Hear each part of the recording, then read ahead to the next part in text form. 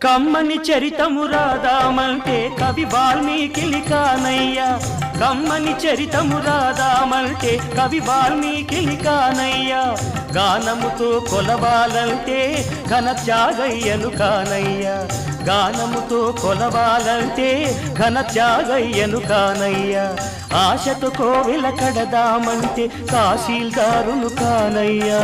ఆశతో కోవెల కడదామంటే తహసీల్దారును కానయ్యా ఆఖరికి మనసిద్దామంటే అది ఏనాడో నీదయ్యా ఏమయ్యా ఏమయ్యా ఓ రామయ్యా ఎలా సేవించాలయ్యా నిన్ను ఏమని కీర్తించాలయ్యా ఏమయ్యా ఓ రామయ్యా